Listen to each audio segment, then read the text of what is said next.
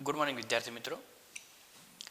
ધોરણ 12 જીવવિજ્ઞાન વિષયમાં ચેપ્ટર નંબર 12 બાયોટેકનોલોજી અને તેના પ્રયોજનોમાં આજે આપણે સૌથી અગત્યનો મુદ્દો જીન થેરાપી અથવા તો જનીન થેરાપી તરીકે આપણે એને ઓળખીએ છીએ, જેને આપણે ડિટેલમાં સમજવાના છીએ. જીન થેરાપી શું છે વિદ્યાર્થી મિત્રો? તો કેટલાક લોકોને કેટલાક આનુવંશિક રોગો થતા હોય, જે માતા પિતા તરફથી એમને વારસામાં પ્રાપ્ત થતા હોય. એ જે આનુવંશિક રોગો જે છે, એ આનુવંશિક રોગો જે છે એની આપણે અહીંયા સારવાર કરવાની છે. તો આનુવંશિક રોગો કોના દ્વારા નિર્માણ પામશે? તો જનીન દ્વારા. એ જે જનીનમાં જે ફેરફાર થયો તે જનીનને આપણે વિકૃત જનીન તરીકે ઓળખીશું, કાં તો જનીનોનો નાશ થાય, લોપ, જે તમે ચેપ્ટર નંબર 5માં શીખી ગયા. તો કોઈ પણ જનીનમાં ફેરફાર થવો કાં તો જનીનનો નાશ થવો, જેના કારણે એક પેઢીમાંથી બીજી પેઢીમાં અથવા તો એ જ પેઢીમાં જનીનોનો નાશ થવાથી કેન્સર, પાર્કિન્સન્સ, એડેનોસાઇન ડીએમિનોસૂચકની ગેરહાજરીથી સ્કાઇડ વગેરે જેવા કેટલાક રોગો થવાની શક્યતાઓ રહેલી હોય છે. તો આવા જે જીનેટિકલી જે રોગ જે હોય એની સારવાર પણ જનીન દ્વારા જ કરવામાં આવે. આ પ્રકારની પદ્ધતિને આપણે જીન થેરાપી અથવા તો જનીનિક સારવાર તરીકે આપણે એને ઓળખીશું. તો સૌથી પહેલા તો જનીન થેરાપી એટલે શું, એની આપણે વ્યાખ્યા લખવી હોય. જનીન થેરાપી કોને કહેવાય? તો જનીન થેરાપી એટલે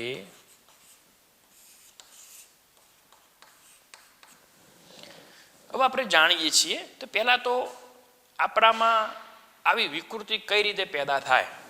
કોઈ સામાન્ય કોષ હોય, સમજો, કોઈ સામાન્ય કોષ હોય, એ સામાન્ય કોષની અંદર કોઈ જનીન છે, સમજી લો કે આ કોઈ જનીન. આ જનીનમાં બે રીતે ખામી સર્જાઈ શકે મિત્રો. કાં તો એ જનીન છે, એ જનીનમાં કોઈ વિકૃતિ સર્જાય, સમજો કે આ વિકૃતિ સર્જાઈ, કોઈ જગ્યાએ જનીનની અંદર અહીંયા શું થઈ, આટલા ભાગમાં એ વિકૃતિ સર્જાઈ, જનીનમાં કોઈ પરિવર્તન થયું, આટલા ભાગમાં કોઈ વિકૃતિ સર્જાય. કાં તો એ જે જનીન જે છે, જનીનમાં આ આખું જે ડીએનએ છે, ડીએનએમાં કે જે ચોક્કસ પ્રકારનું પ્રોટીન ઉત્પન્ન કરવાનું હોય, એ જનીન છે, જનીન ત્યાંથી લોપ પામે, એનું શું થઈ જાય, નાશ થઈ જાય, લોપ પામે, ત્યાંથી એ ડિલીટ થાય, ડિલેશનની ક્રિયા થાય. કાં તો જનીનમાં શું પ્રેરાય, વિકૃતિ પ્રેરાય. આ બે કારણોસર આપણને કેટલાક જનીનિક રોગો થતા હોય છે. તો આવા જનીનિક રોગો કે જે વિકૃતિના કારણે થાય, એટલે જનીનમાં ખામી સર્જાય કાં તો જનીનમાં લોપ પામ્યો. આ બે પદ્ધતિથી આપણને એ જે સામાન્ય કોષ હતો, એ સામાન્ય કોષમાં રહેલું જે જનીન કે જે આપણા માટે ચોક્કસ પ્રકારના પ્રોટીનનું સંશ્લેષણ કરવાનું હતું, એ પ્રોટીનનું નિર્માણ ન થયું, જેના કારણે આપણા શરીરમાં ચોક્કસ પ્રકારની ચોક્કસ ચયાપચય ક્રિયાઓ ન થઈ, જેથી આપણે કોઈને કોઈ પ્રકારના એવા લક્ષણો આપણે ક્રિએટ કરશું કે જે આપણા માટે નુકસાનકારક હશે. તો આપણે આ વિકૃત જનીન જે છે, એ વિકૃત જનીન જે કોષમાં હોય, એ કોષમાં આપણે શું કરી શકીએ, અથવા તો જે લોપ પામી ગયો છે એવા કોષોમાં આપણે શું કરી શકીએ કે જેના થકી ફરીથી પાછું આપણે એ પ્રોટીન આપણે મેળવી શકીએ અને પ્રોટીન બનાવીને આપણે હતા એવા ને એવા થોડાક પ્રમાણમાં આપણે કાર્યો કરી શકીએ. એક વસ્તુ યાદ રાખજો, જનીન થેરાપી એ જીનેટિકલી રોગમાં એ સારવાર 100% કરે છે, પણ સંપૂર્ણ 100% એનાથી રોગ નાબૂદ થતો નથી. એટલા માટે અહીંયા આપણે પહેલા જોઈએ કે જનીન થેરાપી એટલે શું. તો નુકસાન પામેલ કે વિકૃતિ થયેલા જનીનને બદલે, ધ્યાનમાં રાખજો, નુકસાન પામેલ એટલે નાશ થઈ ગયો, અથવા વિકૃત થયેલા જનીનને બદલે કોષમાં સામાન્ય એટલે જે સામાન્ય જનીન હતું તે આ વિકૃત થયેલું છે ને આમાં નુકસાન થયેલું છે, લોપ થઈ ગયો છે. તો કોષની અંદર આપણે કેવા જનીનની, તો તેને બદલે તેને સ્થાને સામાન્ય કાર્ય કરતા જનીન, કોષમાં સામાન્ય કાર્ય કરતા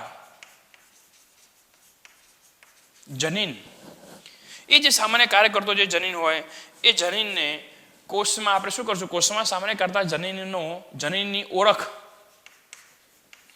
અથવા પરિચય પ્રસ્થાપિત કરવાની પદ્ધતિ.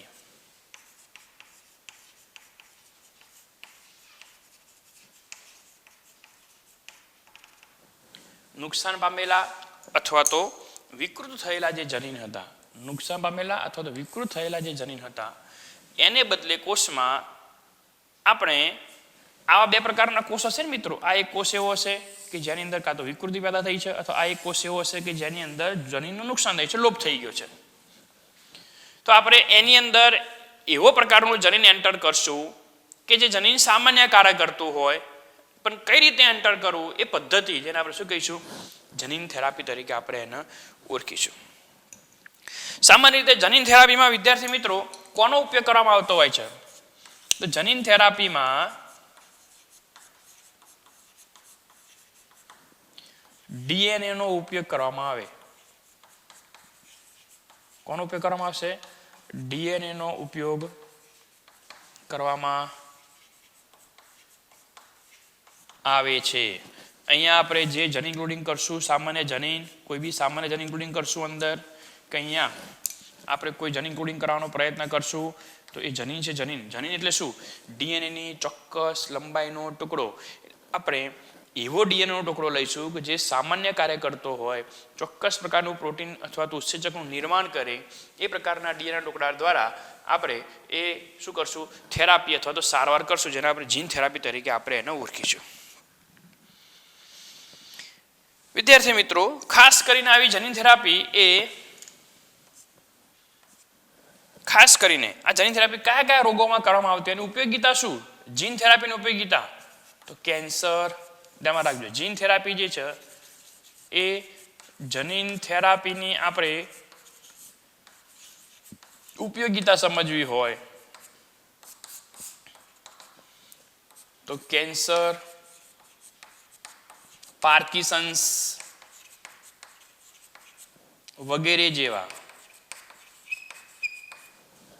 કેન્સર, પાર્કિન્સન્સ, પછી કેટલીક જન્મજાત ફિનાઇલ કીટોન્યુરિયા, તમે કદાચ ખ્યાલ હશે, વગેરે જેવા જે રોગો જે છે એ રોગોની સારવાર માટે આ પદ્ધતિ એ શું છે તો ખૂબ જ મહત્વની છે. કેન્સર, પાર્કિન્સન વગેરે જેવા રોગોમાં આ પદ્ધતિ એ ઉપયોગી છે.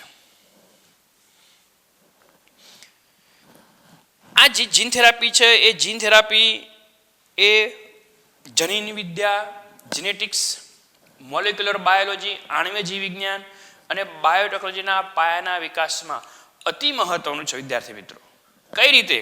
તો આ જે જીન થેરાપી છે એ જીન થેરાપીની મદદથી આપણને તો ખબર પડી કે ભાઈ અહીંયા કોઈક એવું જનીન જે છે કે જે જનીનમાં વિકૃતિ પેદા થઈ, તો કયું જનીનમાં વિકૃતિ પેદા થઈ જેના કારણે કયા પ્રકારની ખામી સર્જાઈ, એટલે કે જવાબદાર ખામીજન્ય જનીનની ઓળખ માટે પણ એ આપણને આ મદદરૂપ થશે. આ ઉપરાંત અહીંયા જે જનીન છે, જનીનમાંથી કયું પ્રોટીન ઉત્પન્ન થશે, કે જે પ્રોટીન એટલે કે એની જૈવિક પેદાશ કઈ છે, અને પેદાશનું આપણા શરીરમાં શું કાર્ય છે, જેના થકી આપણને કયા કયા પ્રકારના પ્રોબ્લેમો ક્રિએટ થશે. એટલે જૈવિક પેદાશનો આપણા શરીરમાં જે ફાળો જે છે એ ફાળો પણ આપણે જાણી શકીએ. આ ઉપરાંત એ જનીનો છે, જનીનનું આપણે શું કરશું, અલગીકરણ કરશું.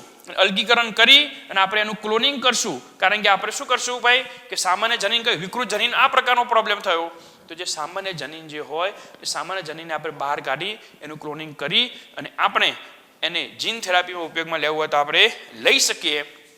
અને કઈ રીતે થેરાપી કરવી, થેરાપીની પદ્ધતિઓ, જનીન થેરાપીના તકોની પણ ઘણી બધી શું રહેલી છે, તો એ કઈ રીતે થેરાપી કરી, તો વિકાસ, જનીન થેરાપીના તકોનો વિકાસ પણ એ આ બાયોટેકનોલોજી ઉપર નિર્ભર છે.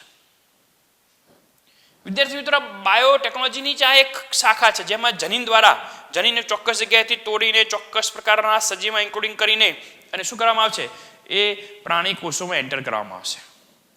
આવું આપણે ઉદાહરણ લેવું હોય તો લઈ શકીએ. જે સૌથી સરસમાં સરસ ઉદાહરણ આપણે લેવું તો લઈ શકીએ, જે ઉદાહરણ તરીકે હું અહીંયા સમજાવી દઉં હાલ ટૂંકમાં, એડીએની ખામીથી થતો રોગ. એડીએ શું છે વિદ્યાર્થી મિત્રો? એડેનોસાઇન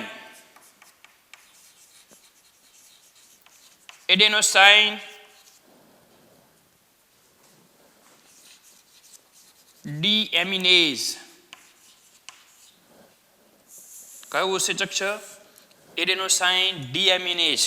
એડીએની ખામીથી થતો એક વિદ્યાર્થી મિત્રો રોગ છે જેનું નામ છે સ્કાઇડ, સિવિયર કમ્બાઇન્ડ ઇમ્યુનોડેફિશિયન્સી. આપણા રોગ પ્રતિકારક તંત્રમાં સર્જાતી ખામી કયા ઉત્સેચકની મદદથી થાય છે? એડેનોસાઇન ડીએમિનેઝ ઉત્સેચક જે છે, આ એક ઉત્સેચક છે. આ ઉત્સેચકની ગેરહાજરી હોય તો આપણે સારા દર્દી બનીએ છીએ, સ્કાઇડ રોગના દર્દી બનીએ છીએ. ઈસવીસન 1990માં 4 વર્ષની બાળકી જે છે, એ 4 વર્ષની બાળકી જે પોતે આ સ્કાઇડ રોગની દર્દી હતી, એની ઉપર સૌપ્રથમ આ જીન થેરાપી કરવામાં આવેલી છે. તો આપણને એમ થાય કે સાહેબ આ ઉત્સેચકનું કાર્ય શું? તો આ ઉત્સેચક વિદ્યાર્થી મિત્રો સમજી લો કે આપણે જાણીએ છીએ કે ભાઈ આપણા કોષોમાં જનીન દ્રવ્ય રહેલું હોય. આ જનીન દ્રવ્ય સમજી લો, એમાં ચોક્કસ જનીન સમજી લો કે આ જનીન ચોક્કસ કે જેના એ ચોક્કસ જનીન શાનું બનેલું હોય? ડીએનએ નું બનેલું હોય. એ ડીએનએ આધારિત તમે અગાઉના ચેપ્ટરમાં શીખી ગયા છો, પ્રત્યાંકરણ થાય એટલે શું બનશે? એમઆરએનએ બનશે. એ એમઆરએનએ ઉપર આપણે જાણીએ છીએ ચોક્કસ ક્રમમાં એમિનો એસિડ ગોઠવાશે એટલે શું બનાવશે? પ્રોટીન બનાવશે. એ પ્રોટીન શાના તરીકે કાર્ય કરશે? તો એ પ્રોટીન એ ઉત્સેચક તરીકે કાર્ય કરશે. પરંતુ જો આ ડીએનએમાં જ ખામી સર્જાય તો વિકૃત એમઆરએનએ બનશે. વિકૃત એમઆરએનએ બનશે તો વિકૃત પ્રોટીન બનશે, અથવા તો અહીંયા જનીન છે જ નહીં, કાં તો વિકૃતિ પેદા થાય કાં તો જનીન જ ના હોય. જો જનીન વિકૃત બને તો વિકૃત એમઆરએનએ બનશે અને વિકૃત પ્રોટીન બનશે. એટલે જનીન કાર્ય કરે છે પણ ચોક્કસ કાર્ય નથી કરતું. જ્યારે જો જનીન જ ના હોય, જનીનમાં ખામી સર્જાય તો જનીન લોપ પામી ગયું. સમજી લો કે જનીન લોપ પામી ગયું છે તો એમઆરએનએ જ નહીં બને, તો પ્રોટીન પણ નહીં બને ને પ્રોટીન ઉત્સેચક તરીકે કાર્ય નહીં કરે. કયો ઉત્સેચક?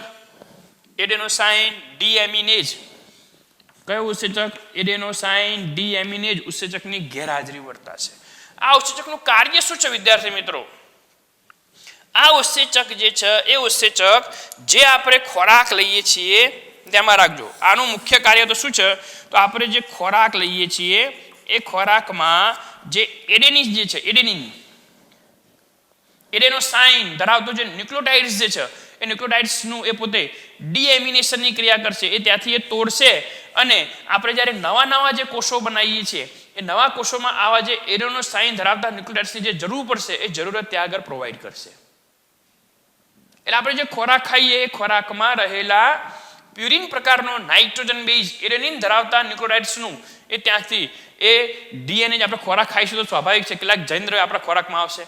એમાં રહેલા એડેનોસાઇન જે છે ઘટક, એનું વિઘટન કરી એનું ત્યાંથી દૂર કરી અને ફરીથી પાછા આપણે નવા કોષોમાં એનો ઉપયોગમાં લઈ શકીએ, એના માટે પણ આ ઉત્સેચક એ જવાબદાર છે. બીજી બાબત, આ ઉત્સેચક જે છે, ઉત્સેચક એ જ્યારે આપણા શરીરમાં જે નવા કોષો બનતા હોય એમાં નવા ડીએનએ નિર્માણમાં એડેનોસાઇનનો કાચો માલ પ્રોવાઈડ કરવા માટે પોતે જવાબદાર છે જ. સાથે સાથે એની પ્રાથમિક જરૂરિયાત એ આપણા વિકાસ અને ઇમ્યુન સિસ્ટમ જે છે, ઇમ્યુન સિસ્ટમ મેન્ટેન કરવાનું પોતે કાર્ય કરે છે. આપણું રોગ પ્રતિકારક તંત્ર જે છે એ રોગ પ્રતિકારક તંત્ર એ સરખી રીતે કાર્ય થાય, એ મેન્ટેન રહે, એના માટે પણ આ ઉત્સેચક એ પોતે જવાબદાર છે. પરંતુ જો આ ઉત્સેચકની એ 4 વર્ષની બાળકી જે હતી એને જન્મથી જ આ પ્રોબ્લેમ હતો. 4 વર્ષની બાળકી ઉપર તો થેરાપી કરેલી છે પણ 4 વર્ષ પહેલા પણ જન્મથી જ એને પ્રોબ્લેમ હતો, જેના કારણે સિવિયર કમ્બાઇન્ડ ઇમ્યુનોડેફિશિયન્સી, એના શરીરમાં રોગ પ્રતિકારક તંત્રની ખામી સર્જાઈ, જે વારંવાર માદી પડી જાય, વારંવાર કોઈને કોઈ પ્રકારના રોગોનું ભોગી બની જાય, એનું રોગ પ્રતિકારક તંત્ર એકદમ નબળું પડી ગયું હતું. એટલા માટે વૈજ્ઞાનિકોએ શું કર્યું? તેની અંદર એ જીન થેરાપી વિકસાવી છે, જેનાથી એ બાળકીને કંઈક અંશે ફાયદો થયો. આ જે થેરાપી જે વિકસાવવામાં આવી, થેરાપી વિકસાવવા માટે એમને શું કર્યું એ આપણે જોઈએ છીએ, પણ મેં અહીંયા એટલું ઉદાહરણ આપ્યું કે સૌ પ્રથમ જીન થેરાપી ઈસવીસન 1990માં 4 વર્ષની બાળકી ઉપર એ કયા રોગ માટે કરવામાં આવી હતી? સ્કાઇડ રોગ. સ્કાઇડ રોગ એ કોની ઉણપથી થતો રોગ છે? એડીએ. એડીએની ખામી. એડીએ શું છે? એક પ્રકારનો ઉત્સેચક છે. અને ઉત્સેચકના નિર્માણ માટે શાની જરૂર પડશે? ઉત્સેચકના નિર્માણ માટે પ્રોટીનની જરૂર પડશે. પ્રોટીન કોના દ્વારા નિર્માણ પામશે? એમઆરએનએ દ્વારા નિર્માણ પામશે. એમઆરએનએ કોના દ્વારા નિર્માણ પામશે? જનીન દ્વારા નિર્માણ પામશે. તો આપણે એવું સામાન્ય જનીન કે જે ચોક્કસ પ્રકારનો એમઆરએનએનું નિર્માણ કરે, જે ચોક્કસ પ્રકારના પ્રોટીનનું સંશ્લેષણ કરે, જેના થકી એડીએનું નિર્માણ થાય. જો આપણે આવા પ્રકારનો ડીએનએ જે છે એ ડીએનએને આપણે જો એ વિકૃત જે બાળકી જે હતી કે જે બાળકીના શરીરમાં જે રોગ લાગુ પડ્યો હતો એના શરીરમાં આપણે જો એન્ટર કરીએ તો કદાચ આ ઉત્સેચક નિર્માણ પામે અને બાળકી જે છે બાળકીમાં એ રોગ પ્રતિકારક શક્તિ થોડી સક્રિય બને, તો એને બધા રોગો થવામાં જે પ્રોબ્લેમ જે થાય છે એ કદાચ ન થાય અથવા ઓછો કરી શકીએ. એ પ્રકારનો આપણે પ્રયત્ન કરી શકીએ. તો શું કરવામાં આવ્યું? તો આમાં 2 પદ્ધતિ થાય. એક તો જે બાળકી જે હતી એ બાળકીની અંદર ઓલરેડી પહેલેથી જ આપણે બાયોટેકનોલોજી દ્વારા, જેમ આપણે અગાઉ ઇન્સ્યુલિનનું નિર્માણ શીખી ગયા એ રીતે બાયોટેકનોલોજી દ્વારા આવા ઉત્સેચકો પણ બનાવવામાં આવતા હોય. જો આપણે બહારથી જ એ એડીએ દાખલ કરીએ ઇન્જેક્શન દ્વારા, કોના દ્વારા દાખલ કરશું? ઇન્જેક્શન દ્વારા. પણ એ ઉત્સેચક જે છે ઉત્સેચક તો યુટિલાઇઝ થઈ જશે, વપરાઈ જશે. વપરાતો જાય એટલે સ્વાભાવિક છે ફરતી પાછો બીજો એન્ટર કરવો પડશે. અને આવો જે બાયોટેકનોલોજી દ્વારા તૈયાર થયેલો ઉત્સેચક જે આપણે લઈએ છીએ એ ખૂબ મોંઘો હોય અને વારંવાર બાળકીને લેવો પડશે, એટલે એનાથી કાયમી ઈલાજ શક્ય બનશે નહીં. ઈલાજ થશે ખરો પણ કાયમી ઈલાજ શક્ય બનશે નહીં. વારંવાર એ બાળકીને બહારથી એ ઇન્જેક્શન દ્વારા, કોના દ્વારા? ઇન્જેક્શન દ્વારા એ ઉત્સેચક જે છે ઉત્સેચક એ એના શરીરમાં શું કરવો પડશે? એન્ટર કરવો પડશે. એ વારંવાર પ્રોસેસ કરવી પડશે. પરંતુ એનાથી ધ્યાનમાં રાખજો, એ બાળકીને જ્યારે આપણે આવા પ્રકારના જે ડાયરેક્ટ ઇન્જેક્શન આપણે આપશું, એડીએ જે ઉત્સેચક આપશું, આ થેરાપી જે છે જેના કહેવાશે ઉત્સેચક રિપ્લેસમેન્ટ થેરાપી. શું કહીશું આપણે એને? ઉત્સેચક રિપ્લેસમેન્ટ. કેમ? કારણ કે બાળકીમાં વિકૃત જનીન છે. વિકૃત જનીન છે એટલે સ્વાભાવિક છે, પણ ઉત્સેચક બનતો નથી. એ નોન એક્ટિવ એન્ઝાઇમ્સ છે. કેવો છે? Non active enzymes. એને જે આપણે કયો એન્ઝાઇમ્સ અંદર એન્ટર કર્યો? એક્ટિવ એન્ઝાઇમ્સ એન્ટર કર્યો, રિપ્લેસ કર્યો, જેને આપણે એન્ઝાઇમ્સ રિપ્લેસમેન્ટ થેરાપી તરીકે આપણે ઓળખીશું. પરંતુ આ પ્રકારની જે થેરાપી જે છે વિદ્યાર્થી મિત્રો, એનાથી સંપૂર્ણપણે એ બાળકી એ રોગમુક્ત બની શકશે નહીં. એટલે આ સારવાર એ સંપૂર્ણપણે રોગનાશક નથી. બીજું શું કરવામાં આવશે? બીજી કઈ પદ્ધતિ છે? તો જે બાળકી જે છે બાળકીના શરીરમાંથી જે અસ્થિ મજ્જા જે હોય, અસ્થિ મજ્જા તમે જાણો છો, અસ્થિમાં વચ્ચેનો જે ગર્ભ પ્રદેશ અસ્થિ મજ્જા જે છે, એ અસ્થિ મજ્જાના જે કોષો જે હોય એ અસ્થિ મજ્જાના કોષોમાં, કયા કોષોમાં? અસ્થિ મજ્જાના જે કોષો જે છે એ અસ્થિ મજ્જાના કોષોમાં કાં તો ફેરફાર કરવામાં આવશે, કાં તો આપણે જાણીએ છીએ કે ભાઈ આ લસિકા કણ શામાંથી ઉત્પન્ન થશે? એ અસ્થિ મજ્જાના કોષોમાંથી ઉત્પન્ન થશે. તમે જાણો છો બધા જ રુધિર કણો, રક્ત કણ, શ્વેત કણ, ત્રાક કણ ક્યાંથી ઉત્પન્ન થશે? અસ્થિ મજ્જાના કોષોમાંથી ઉત્પન્ન થશે. તો હવે આ જે બાળકી જે છે બાળકીના અસ્થિ મજ્જામાં એ આપણે જાણીએ છીએ કે સરખી રીતે લસિકા કણ ઉત્પન્ન થતા નથી. એની રોગ પ્રતિકારક શક્તિ જે છે, રોગ પ્રતિકારક શક્તિ એ એવા પ્રકારની થઈ ગઈ છે કે જેના કારણે હવે એ ઘણા બધા રોગોનો ભોગી બની જશે. એમાં જે પ્રમાણે સરખી રીતે જે લસિકા કણ ઉત્પન્ન થવા જોઈએ થશે નહીં. તો શું કરવામાં આવશે? જો કોઈ સામાન્ય જે વ્યક્તિ હોય, એના નજીકનો કુટુંબનો કોઈ સામાન્ય વ્યક્તિ કે જેમાં સરખી રીતે આ એડીએ ઉત્પન્ન થતો હોય, એ સામાન્ય વ્યક્તિના જે અસ્થિ મજ્જા જે હોય એ અસ્થિ મજ્જાના કેટલાક કોષો જે છે એ અસ્થિ મજ્જાના કેટલાક કોષો એ લઈ એ વ્યક્તિમાંથી એ આ બાળકીમાં શું કરી શકાય? ટ્રાન્સપ્લાન્ટ કરી શકાય. શું કરી શકાય? ટ્રાન્સપ્લાન્ટ, જેને બોન મેરો ટ્રાન્સપ્લાન્ટ તરીકે આપણે ઓળખીશું. બોન મેરો એટલે અસ્થિ મજ્જાના કેટલાક કોષો આની અંદર એન્ટર કર્યા. પણ એમાં પણ શું હોય છે વિદ્યાર્થી મિત્રો? એ અસ્થિ મજ્જાના કોષો એ લાંબા સમય સુધી અંદર રહી અને કાયમ માટે એ ઉત્સેચક ઉત્પન્ન કરી શકતા નથી, કારણ કે એનું પણ આયુષ્ય હોય. તો એના વારંવાર કેટલી વાર આપણે અસ્થિ મજ્જા ટ્રાન્સપ્લાન્ટ કરાવીશું? એટલા માટે આ બંને પદ્ધતિ જે છે બંને પદ્ધતિ એ કાયમી ઈલાજ નથી. કેટલીક વખતે એવું પણ કરવામાં આવે છે કે જે બાળકી જે હોય બાળકીના શરીરમાંથી જે લસિકા કણ જે હોય એ લસિકા કણની અંદર આજે બાળકીના શરીરમાં જે લસિકા કણ જે હોય એ લસિકા કણને એના શરીરમાંથી બહાર કાઢી લેવામાં આવશે. ધ્યાનમાં રાખજો, રુધિરમાંથી લસિકા કણને ક્યાં કાઢવામાં આવશે? બહાર કાઢવામાં આવશે. અને બહાર કાઢી લીધા અને શરીરમાંથી બહાર કાઢી હવે એને રિટ્રોવાયરસની મદદથી, કયો વાયરસ? રિટ્રોવાયરસની મદદથી. પણ આપણે રિટ્રોવાયરસ એવા પ્રકારનો રિટ્રોવાયરસ ચાલ્યો કે જેની અંદર એ એડીએ માટે જવાબદાર, એડીએના નિર્માણ માટે જવાબદાર કોમ્પ્લિમેન્ટરી ડીએનએ ધરાવે છે. કયું ડીએનએ? Complimentary DNA. હવે તમને જવાબ કોમ્પ્લિમેન્ટરી ડીએનએ શું છે? ચેપ્ટર નંબર 6 માં તમે શીખી ગયા છો કે કોમ્પ્લિમેન્ટરી ડીએનએ એટલે શું, જેને આપણે પૂરક ડીએનએ તરીકે ઓળખીએ છીએ. આ જે કોમ્પ્લિમેન્ટરી ડીએનએ જે છે એ એમઆરએનએ ઉપરથી બનેલો રિવર્સ ટ્રાન્સક્રિપ્ટેજ ઉત્સેચકની મદદથી બનેલો ડીએનએ છે. ધ્યાનમાં રાખજો, જે એમઆરએનએ હોય એ એમઆરએનએ આધારિત બનેલો ડીએનએ પૂરક ડીએનએ તરીકે આપણે ઓળખીએ છીએ, જેને કોમ્પ્લિમેન્ટરી ડીએનએ તરીકે ઓળખવામાં આવે. પણ આ કોમ્પ્લિમેન્ટરી ડીએનએ જે છે એ ઇન વિવો જીન કરતા, ઇન વિવો જીન એટલે કુદરતી જનીન છે, જનીન કરતા એ કદમાં નાનો હોય. એ કદમાં કેવો હશે? નાનો હશે. કેમ? કારણ કે તમે ચેપ્ટર નંબર 6 માં શીખ્યા છો. તમે ચેપ્ટર નંબર 6 માં તમે જોશો તો એની અંદર જ્યારે સીડીએનએ બને છે, સીડીએનએ માં ઇન્ટ્રોન્સ ના હોય. શું ના હોય? ઇન્ટ્રોન્સ. ઇન્ટ્રોન્સ ના ભાગ વિહીન ડીએનએ, જેને આપણે શું કહીશું? તો આપણે જાણીએ છીએ એને આપણે કોમ્પ્લિમેન્ટરી ડીએનએ તરીકે આપણે એને ઓળખીએ છીએ. કારણ કે એમ ઇન્ટ્રોન્સ અથવા તો અસાંકેતિક વિસ્તાર, આ કોમ્પ્લિમેન્ટરી ડીએનએ માં ઇન્ટ્રોન અથવા તો અસાંકેતિક વિસ્તાર જે પોતે પ્રોટીનનું સંકેતન નથી કરતા, એમઆરએનએનું સંકેતન નહીં કરે, આ અસાંકેતિક વિસ્તાર જે છે વિદ્યાર્થી મિત્રો, એ વિસ્તાર એ ગેરહાજર હોય. એ ગેરહાજર હોય જેના કારણે સીડીએનએ એ કુદરતી ડીએનએ કરતા સાપેક્ષમાં કદની દ્રષ્ટિએ કેવું હોય? નાનું હોય. જેથી આપણે એને કોઈ બી વાયરસ, કારણ કે વાયરસ જ કદમાં ખૂબ નાનો છે, એનું ડીએનએ પણ કેવું છે? રિટ્રોવાયરસ છે, એ પણ ખૂબ નાનો છે. માટે આપણે શું કરીએ છીએ?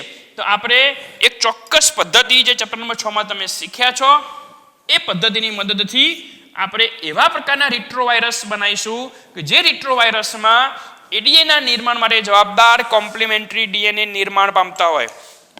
શું નિર્માણ પામતા હશે? Complimentary DNA. હવે આપણે શું કરશું?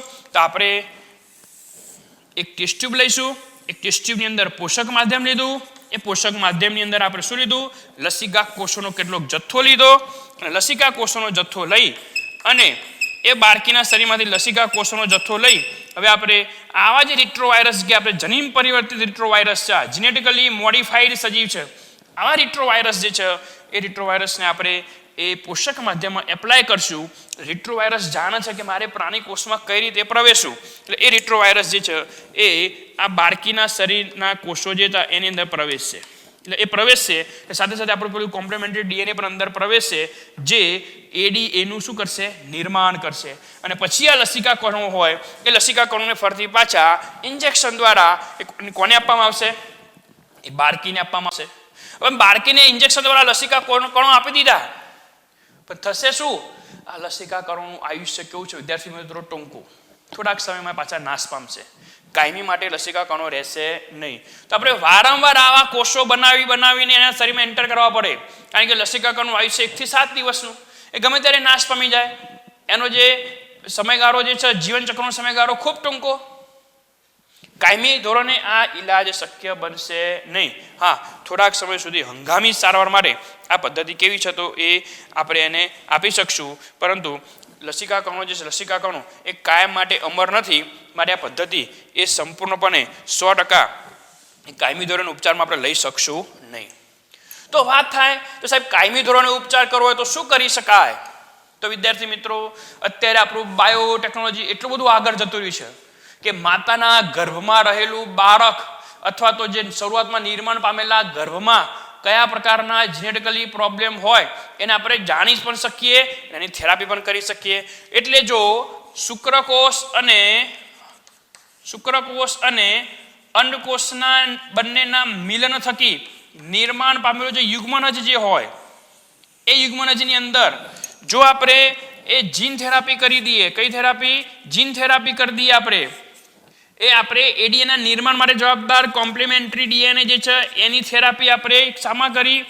યુગ્મનજમાં કરી, એક જ કોષમાં કરી. આપણે જાણીએ છીએ આપણે બધા જ શામાંથી નિર્માણ પામેલા છીએ? યુગ્મનજમાંથી નિર્માણ પામેલા છે. એક કોષમાંથી બનેલા બહુકોષી સજીવો છીએ આપણે. તો હવે યુગ્મનજ જે છે, યુગ્મનજમાં આપણે જો થેરાપી કરી દઈએ, યુગ્મનજ આગળ એ પોતે સેલ ડિવિઝન થશે. એટલે સેલ ડિવિઝન થશે, એકમાંથી કેટલા બનશે? 2, 2 માંથી કેટલા બનશે? 4, 4 માંથી 8, 8 માંથી 16, 16 માંથી 32. આ રીતે વારંવાર વિભાજન પામે જશે. તો 1 માંથી 2 બનશે, તો એ 2 ની અંદર પણ આપણું કોમ્પ્લિમેન્ટરી ડીએનએ છે.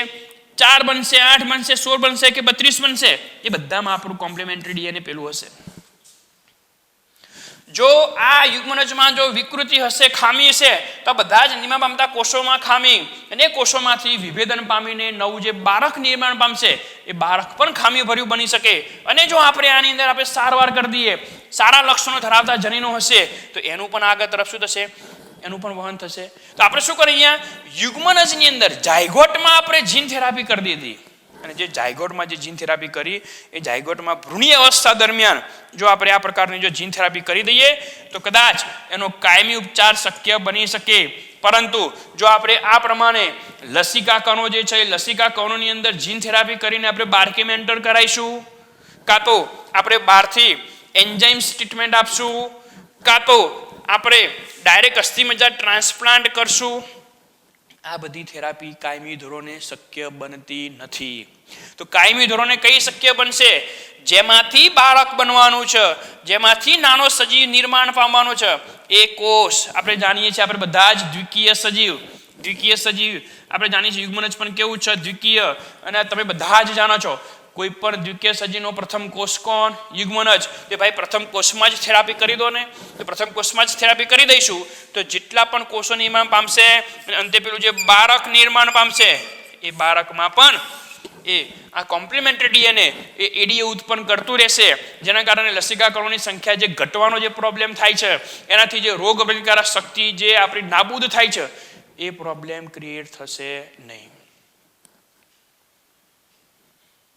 હું શું કહેવા માંગુ છું તમને ખબર પડી છે. આપણે અહીંયા કેટલી પદ્ધતિ સમજ્યા?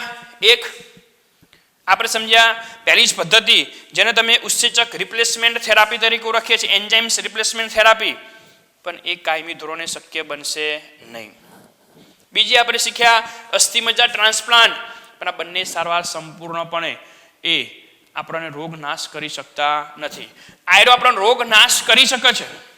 લસિકા કણોની થેરાપી આપણામાંથી રોગ નાશ કરવાની ક્ષમતા ધરાવે છે, આ બંનેની સાપેક્ષમાં વધારે, પરંતુ એ કાયમી નથી રહેતો. કારણ કે લસિકા કણો જે છે એ લસિકા કણોનો લાઈફ સ્પેન કેવો છે? લાઈફ સ્પેન એ થોડો ઓછો છે, 1 થી 7 દિવસ. 7 દિવસમાં લસિકા કણો નાશ પામી જાય પછી એ કોષ જ નહીં હોય, કોષનું મટીરિયલ જ નહીં હોય, તો પછી આપણું સીડીએનએ ક્યાંથી રહેવાનું? એટલે સીડીએનએ જ નહીં હોય તો પછી એડીએ ઉત્પન્ન થશે નહીં, અને એ સજીવ ફરતી પાછો એ રોગોનો ઘર બની જશે. તો શું કરી શકાય? એનો કાયમી ઇલાજ કયો? એનો કાયમી ઇલાજ છે વિદ્યાર્થી મિત્રો જાયગોટ થેરાપી. જાયગોટની અંદર તમે જીન ઇન્ક્લુડિંગ કરો. કોની મદદથી? રિટ્રોવાયરસની મદદથી જ. ધ્યાનમાં રાખજો. તમે ચેપ્ટર નંબર 12માં શીખી ગયા, ચેપ્ટર નંબર 11માં તમે શીખી ગયા પ્રતિકૃતિ બનાવતા વાહકોની અંદર સાનુકૂલિત વાહકો માટે જવાબદાર ખાસિયતોમાં કે જો કોઈ વનસ્પતિ કોષ હોય તો વનસ્પતિ કોષમાં કોઈ પણ જનીન ઇન્ક્લુડિંગ કરવું હોય તો એગ્રોબેક્ટેરિયમ ટોમિફેસિયન્સ, અને જો પ્રાણી કોષ હોય તો પ્રાણી કોષમાં કોઈ બી જનીન ઇન્ક્લુડિંગ કરવા માટે રિટ્રોવાયરસનો આપણે ઉપયોગ કરીએ છીએ. તો આ પ્રાણી કોષ છે ને, આપણે માનવમાં થેરાપી કરી રહ્યા છીએ ને, તો પ્રાણી કોષ છે તો સ્વાભાવિક છે આપણે કોનો ઉપયોગમાં લઈશું? રિટ્રોવાયરસ. તો તમારા મનમાં એમ થશે સાહેબ રિટ્રોવાયરસ આપણા માટે નુકસાનકારક ના? વિદ્યાર્થી મિત્રો આમ નુકસાનકારક છે, પણ આપણે એમાં રહેલું જે ખામીયુક્ત જનીન જે હતું કે જે આપણા માટે નુકસાનકારક હતું એને આપણે બાયોટેકનોલોજી દ્વારા એને આપણે દૂર કરેલું છે અને એની જગ્યાએ આપણું ઈચ્છિત જનીન ટુકડો એન્ટર કરેલો છે અને એ પોતે સી કોમ્પ્લિમેન્ટરી ડીએનએ સ્વરૂપે અને કોમ્પ્લિમેન્ટરી ડીએનએ જે હોય એ કદમાં નાના હોય, કુદરતી જનીન કરતાં કદમાં કેવા છે? નાના, કારણ કે એમાં અસાંકેતિક વિસ્તાર ગેરહાજર હોય છે અને આવા જે જનીન ઇન્ક્લુડિંગ કરેલા હોય જેથી આપણે સરળતાથી એટલા નાના રિટ્રોવાયરસમાં પણ આપણું જનીન ઇન્ક્લુડિંગ કરી અને પછી આપણે એ લસિકા કણ કાં તો યુગ્મનજને આપણે થેરાપી આપવી હોય તો આપણે આપી શકીએ અને એના થકી આપણે જે ચોક્કસ પ્રકારનું નિપજ મેળવવા માંગીએ છીએ, જૈવિક નિપજ આપણે કઈ મેળવવા માંગીએ છીએ? અહીંયા એડીએ, અહીંયા કઈ મેળવવા માંગીએ છીએ ભાઈ? એડીએ. તો એડીએનું કાર્ય શું હતું તો આપણે જોઈ ગયા. અહીંયા એડીએનું મુખ્ય કાર્ય આપણું શું હતું? તો રોગ પ્રતિકારક શક્તિ જે છે એ રોગ પ્રતિકારક શક્તિનું નિયમન કરે, મેન્ટેન કરે, એનું મુખ્ય કાર્ય હતું. એટલા માટે જો આ ઉત્સેચક નહીં હોય તો આપણા શરીરમાં રોગ પ્રતિકારક શક્તિ મેન્ટેન થાય. મેન્ટેન થાય એટલે એ ઘટી જાય છે. એટલા માટે આપણે જે દર્દી બનીએ છીએ સિવિયર કમ્બાઇન્ડ ઇમ્યુનોડેફિશિયન્સી, ડેફિશિયન્સી એટલે ખામી, આપણી ઇમ્યુન સિસ્ટમમાં ખામી સર્જાના કારણે આપણે ઘણા બધા અનેક રોગોના સંકલનથી આપણું શરીર એ ભીડાઈ જાય છે અથવા તો એ ઘર બની જાય છે જેને આપણે સ્કાઇડ તરીકે આપણે ઓળખીએ છીએ. એટલે ટૂંકમાં સ્કાઇડ રોગ કોના થકી થાય? એડીએની ખામીથી થાય.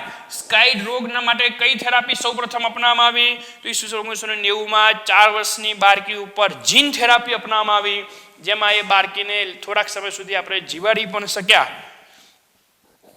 આવી થેરાપી જો પાર્કિન્સન્સ રોગ માટે, આવી થેરાપી કેન્સર માટે શક્ય બની જાય, આવી થેરાપી ડાયાબિટીસ મેલિટસ માટે શક્ય બની જાય. તો વિદ્યાર્થી મિત્રો તમે વિચાર કરો, આવી જનીન થેરાપી જો ડાયરેક્ટ પેરેથી યુગ્મનજમાં આપણે ડાયાબિટીસ મેલિટસ વાળા દર્દીઓને આપી દઈએ તો આપણે બહારથી ઇન્સ્યુલિન લેવાની જરૂર પડશે નહીં. તો આની ઉપર હાલ પ્રયોગો ચાલુ છે. આની ઉપર હાલ બાયોટેકનોલોજીના આગળ નવા પ્રકાર કઈ રીતે આપણે જુદી જુદી પ્રકારના રોગો ઉપર કઈ રીતે જીન થેરાપી વિકાસ કરી શકાય, એટલે જનીન થેરાપીની તકોનો વિકાસ પણ આપણને આ બાયોટેકનોલોજી શું કરે છે એ સમજાવવાનો પ્રયત્ન કરતા હોય છે.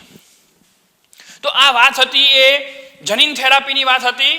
જનીન થેરાપી કઈ રીતે કરવામાં આવતી હોય તે હવે મારે તમને 2 પોઈન્ટ સમજાવવાના રહ્યા કે આ જનીન થેરાપી જે છે, જનીન થેરાપી એનું વર્ગીકરણ કયા કોષોમાં કરવામાં આવે તો જનીન થેરાપી એ વારસાગત બનશે અને કયા કોષોમાં કરવામાં આવે તો જનીન થેરાપી જે છે એ જનીન થેરાપી એ સજીવ પૂરતું જ લિમિટમાં રહે. અને જે જનીન થેરાપીની સારવારના પથ એ 2 આપણે હવે જોઈએ છીએ. તમે આટલી બાબતે જે છે એ આટલી બાબતને તમે બરાબર મગજમાં ક્લિયર કરી લેશો.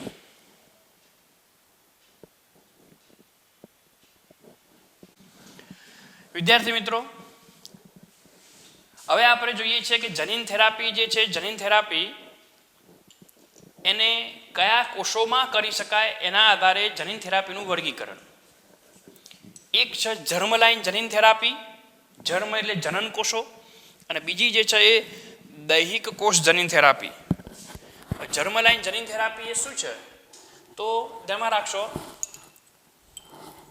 કોઈ બી સજીવના જર્મ કોષો હોય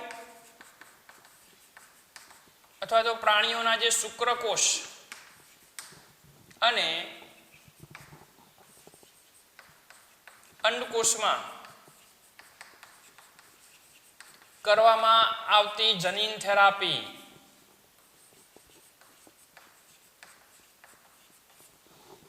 જર્મ કોષો, જનન કોષો હોય, કોઈ અન્ય સજીવ હોય જે એમાં નરજન્યુ હોય કાં તો માદાજન્યુ હોય કાં તો શુક્રકોષ અને અંડકોષ જેવા જે પ્રજનન કોષો જે છે એ પ્રજનન કોષોમાં કરવામાં આવતી જનીન થેરાપી.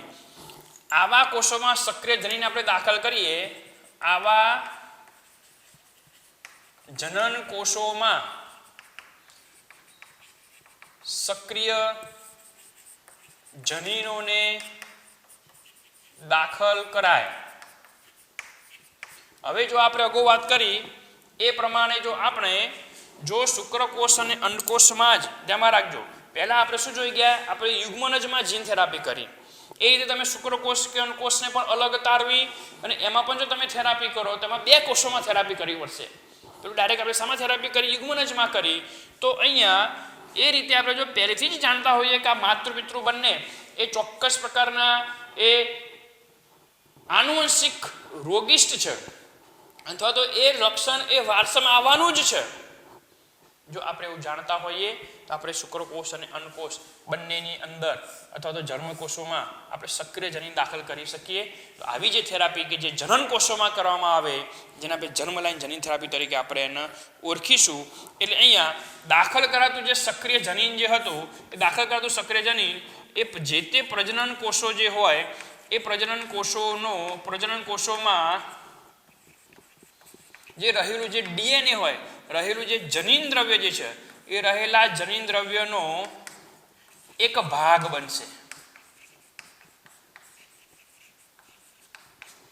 અને એમાંથી જ્યારે પેલું યુગ્મનજ નિર્માણ પામશે તો યુગ્મનજમાં પણ આપણું ઈચ્છિત સક્રિય જનીન હશે ને એમાંથી જે આગળ જે નવું બાળક જે નિર્માણ પામશે એ બાળક પણ એ કેવું બનવાનું તો એ રોગ મુક્ત બનવાનું.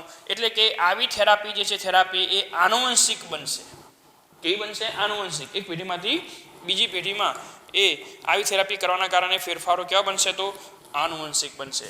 એટલે કે જનન કોષોમાં જો થેરાપી કરવામાં આવે તો જનન કોષોમાં થેરાપી કરવાના કારણે આપણું ઈચ્છિત સક્રિય જનીન એ જનન કોષોના ડીએનએનો એક અંગભૂત ભાગ બનશે અને જ્યારે એમાંથી કોષ વિભાજન થશે તો આપણે જાણીએ છીએ કોષ વિભાજન થાય જનીન દ્રવ્ય પણ બેવડાય, સાથે સાથે આપણું સક્રિય જનીન પણ બેવડાશે અને એ પોતે દાખલા તરીકે એડીએની જ વાત કરીએ આપણે એ તો 4 વર્ષની બાળકી ઉપર પ્રયોગ કર્યો, પણ જો પહેલેથી જ ખબર હોય કે આ બાળક જે છે નિર્માણ પામશે એમાં થવાનું છે તો પહેલેથી જ આપણે જો એ આ પ્રકારે થેરાપી કરીએ તો એ બાળકને રોગ લાગુ પડશે નહીં. દૈહિક કોષજન્ય થેરાપી એટલે આ થેરાપી ક્યાં કરવામાં આવશે તો આ થેરાપી એ દૈહિક કોષોમાં કરવામાં આવે.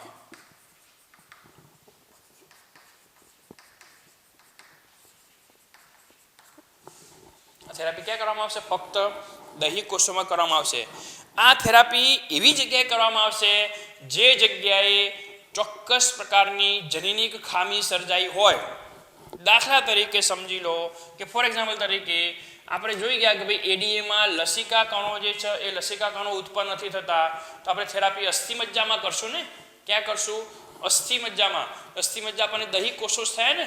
પરંતુ જો દાખલા તરીકે મારા શરીરમાં અસ્થિમજ્જામાં જો એ ટ્રાન્સપ્લાન્ટ કરવામાં આવે અથવા તો જનીન એન્ટર કરવામાં આવે તો એ સારવાર મારા પૂરતું સીમિત રહેશે, કારણ કે મારા દૈહિક કોષોમાં થઈ. પ્રજનન કોષોમાં એ સારવાર કરી નથી. જો પ્રજનન કોષોમાં સારવાર કરવામાં આવે, જીન ઇન્ક્લુડિંગ કરવામાં આવે તો જ એ કેવું બનશે તો વારસાગત બનશે. એટલે આ થેરાપી તેમાં રાખજો, આ થેરાપી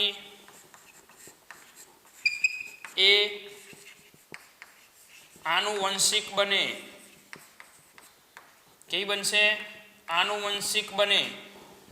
જ્યારે આ થેરાપી એ જ્યાં ખામીયુક્ત ભાગ હોય, મારા શરીરમાં એડીએ નિર્માણ નથી પામતો તો મારે અસ્થિમજ્જામાં પ્રોબ્લેમ છે, મારા શરીરમાં ઇન્સ્યુલિન નિર્માણ નથી પામતું તો મારા શરીરમાં સ્વાદુપિંડના બીટા કોષોમાં પ્રોબ્લેમ છે, મારા શરીરમાં કોઈ ઉત્સેચક નિર્માણ નથી પામતો તો મારા શરીરમાં એ ઉત્સેચક કઈ જગ્યાએ નિર્માણ નથી પામતો એના માટે જવાબદાર કોષોમાં આ પ્રકારની થેરાપી કરવામાં આવતી હોય છે.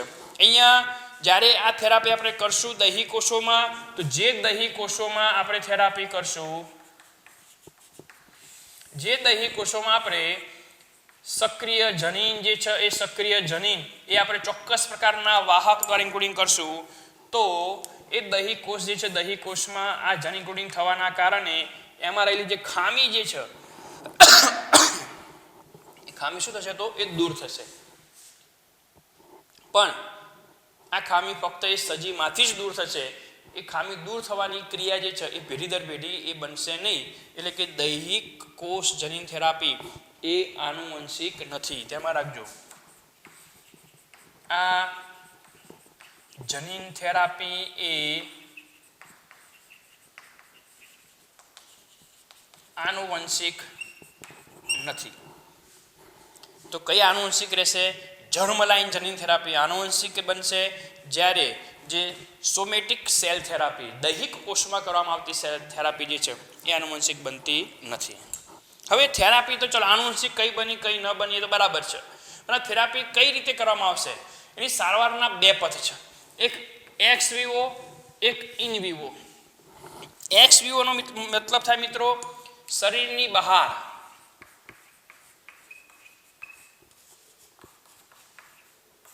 અને ઇન વિવો નો મતલબ થશે શરીરની અંદર. ધ્યાનમાં રાખજો. એક્સ વિવો નો મતલબ થાય શરીરની બહાર, ઇન વિવો નો મતલબ થાય શરીરની અંદર. હવે શરીરની બહારની બાજુએ કરવામાં આવતી થેરાપી તો આપણે અગાઉ જોઈ ગયા, આ લેક્ચરમાં જ આપણે અગાઉ જોઈ ગયા કે આપણે શું કર્યું કે ભાઈ જે પેલી જે બાળકી જે હતી એ બાળકીના શરીરમાંથી આપણે એ લસિકા કણો જે છે એ લસિકા કણોને આપણે રુધિરમાંથી બહાર કાઢીએ. લસિકા કણોને આપણે શું કરશું? રુધિરમાંથી બહાર કાઢશું. રુધિરમાંથી બહાર કાઢ્યા પછી એ લસિકા કણોને આપણે ક્યાં લીધા? પોષક માધ્યમમાં લીધા. પોષક માધ્યમમાં આપણે શું કર્યો? ઉછેર કર્યો. આ પોષક માધ્યમમાં આપણે લસિકા કણો લઈ લીધા. સમજી લો, આ દરેક લસિકા કણનો આપણે ઉછેર કરશું એટલે કોષો બહાર સંવર્ધિત પામશે. પરંતુ એની સાથે સાથે આપણે એ પણ જોવાનું છે કે આપણે એની અંદર એ પોષક માધ્યમમાં પેલા જે આપણે ચેન્જ કરેલા જેનેટિક એન્જિનિયરિંગની મદદથી આપણે જનીન પરિવર્તિત સજીવ રિટ્રોવાયરસ જે છે કે જે રિટ્રોવાયરસ એ આપણું એડીએ જે છે એડીએની ખામીને દૂર કરતું કોમ્પ્લિમેન્ટરી ડીએનએ ધરાવે છે. એ કોમ્પ્લિમેન્ટરી ડીએનએ ધરાવતા રિટ્રોવાયરસને આપણે આની અંદર એન્ટર કર્યા, જેથી રિટ્રોવાયરસ એ દરેક એ આ જે લસિકાકણ છે એને અંદર પ્રવેશશે અને આ કોષો સંવર્ધિત થશે. આ કોષો જે સંવર્ધિત થતા જશે એ કોષોને એ બહાર સંવર્ધિત થયા એટલે આ પ્રોસેસ આપણે આ જનીન ઇન્ક્લુડિંગ કર્યો રિટ્રોવાયરસ દ્વારા એ શરીરની બહાર કર્યો. પરંતુ હવે આ કોષો જે પોતે સીડીએનએ ધરાવતા લસિકા કણો બની ગયા એનું આપણે અલગ તારવી, એને અલગ તારવણી કરશું અને અલગ તારવી અને એ ઇન્જેક્શન દ્વારા આપણે જે દર્દી જે છે એ દર્દીને આપણે આપશું. પરંતુ દર્દીને જ્યારે આપીએ છીએ ત્યારે એ દર્દી જે છે દર્દી એક થોડાક સમય સુધી જ એ પોતે એડીએ ઉત્પન્ન કરી શકે છે, કારણ કે લસિકા કણો જે છે એ લસિકા કણોનો એ આયુષ્યકાળ એ 1 થી 7 દિવસનો જ હોય છે. માટે આ પ્રકારે આપણે ઇચ્છિત ડીએનએ જે છે ઇચ્છિત ડીએનએને લેબમાં પ્રયોગશાળામાં ઉછેરીને ઇન્જેક્શન દ્વારા આપણે વારંવાર એને આપવા પડશે. પરંતુ જો આ થેરાપી શરીરની અંદર જ કરવામાં આવે, શરીરની અંદર જ કરવામાં આવતો હોય એટલે બાળકીના શરીરમાંથી એ લસિકા કણોને બહાર કાઢવાના નથી. આપણે શું કરશું? આ રિટ્રોવાયરસ છે, રિટ્રોવાયરસને ચોક્કસ પદ્ધતિ દ્વારા એ શરીરમાં જ દાખલ કરવામાં આવે, શરીરમાં જ દાખલ કરાય. અને જો શરીરમાં દાખલ કરશું તો સ્વાભાવિક છે એ કોષોને આપણે પોષક માધ્યમમાં ઉછેરવા પડશે નહીં. એને આપણે બહારની બાજુએ સંવર્ધન કરીએ છીએ, પરંતુ દેહની અંદર કોષોમાંથી આપણે દર્દીના કોષમાંથી દર્દીના શરીરમાંથી કોઈ કોષોને આપણે દૂર કરતા નથી. શરીરની અંદર જ આપણે રિટ્રોવાયરસની મદદથી આપણે શું કરશું?